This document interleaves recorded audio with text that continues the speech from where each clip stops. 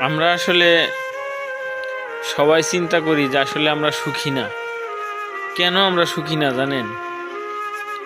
আমরা সব সময় উপরের দিকে তাকিয়ে থাকি যে আমাদের পাশের আরেকজন ভাই আছে বা পাশের লোকজন, ওর 5টা গাড়ি আছে, আমার 6টা গাড়ি লাগবে। ওর 5টা বাড়ি আছে, আমার 6টা বাড়ি লাগবে।